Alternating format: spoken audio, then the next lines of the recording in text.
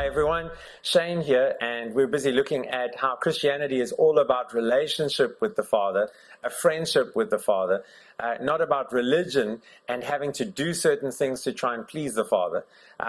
We're looking at how Jesus, God is pleased with us because of Jesus and what He's done for us.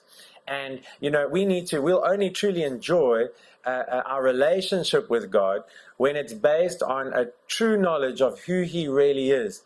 Because unless we understand who God is and how He operates, we're never going to truly enjoy freedom in our friendship with Him. Okay, because, a good friendship is built on trust, which is built on a right knowledge of who an individual is.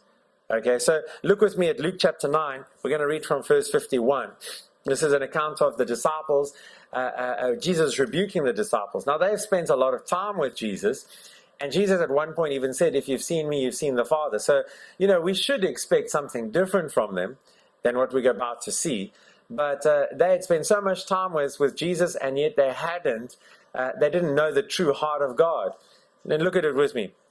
Verse 51 of chapter 9 in Luke, it says, "And it came to pass, when the time was come that he should be received up, he steadfastly set his face to go to Jerusalem, and sent messengers before his face, and they went and entered into a village of the Samaritans to make ready for him."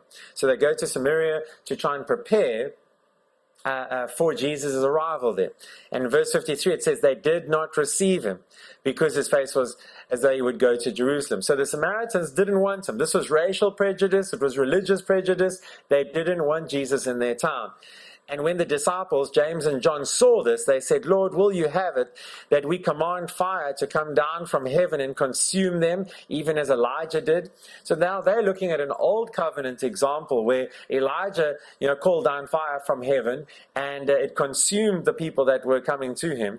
And they're saying, can we do the same thing? They want to have some fireworks. They're wanting to kind of exercise some power there, which means they understood that they could do that. They could exercise power, but they were asking for permission to do something which Jesus now will rebuke them for. And then in verse 55, it says that Jesus turned to them and rebuked them and said, "You don't know what manner of spirit you are of."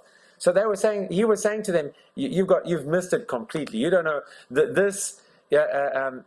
Basically, you could say Jesus is saying that the influence to want to do this is not from him. It's from the devil, really.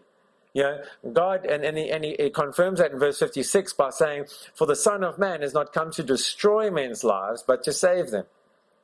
And then they went on to another village. So it says there that Jesus came not to destroy men's lives, but to save men's lives.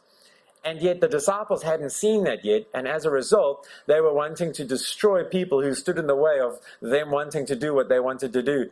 Now, if they had truly understood God's heart, who He is and how He operates, that situation would have been a little bit different. And the reason we can say that is because when we look at God, when we look at Jesus, we see the perfect. We see God's nature and His character revealed perfectly. Okay, Jesus said, "If you've seen me, you've seen the Father," meaning that they are one and the same, and you can't, they're not different.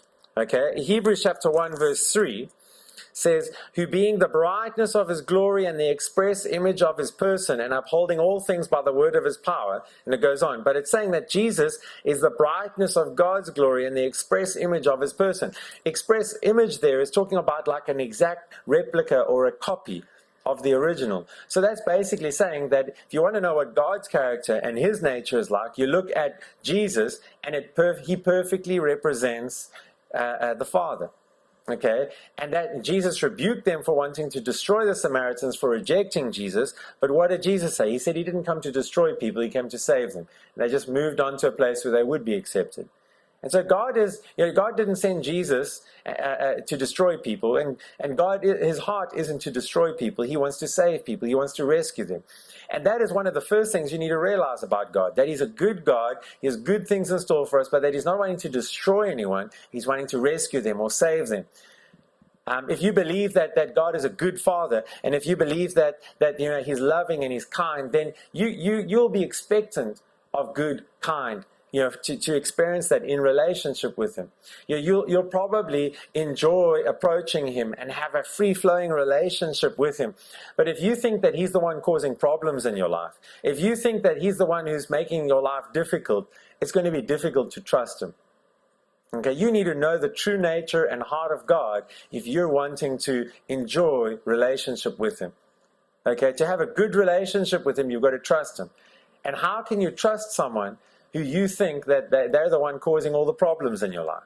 And that's what we're going to start talking about in a bit more detail, is that God isn't the one who's causing all the problems in your life. He's not the one who's making your life difficult. He's not the one who's putting sickness on you, cancer on you, and trying to make things difficult so that you can learn something. Okay, we're going to be looking at this in more depth over the next couple of videos, because I believe that a lot of people blame God for things that it's not God's fault. John 10:10 says the thief comes to steal, kill, and destroy. Not God, the thief, the enemy, comes to steal, kill, and destroy. But Jesus said he came to bring life, and life abundantly. If it's good, it's God. If it's bad, it's the devil. And we need to stop blaming God for the things that the devil's doing and start resisting the devil to be able to see him flee. James 4 verse 7. I trust that this has really stirred your attention, and that you'll join us over the next couple of videos to be able to discover more about God's true nature and how he operates.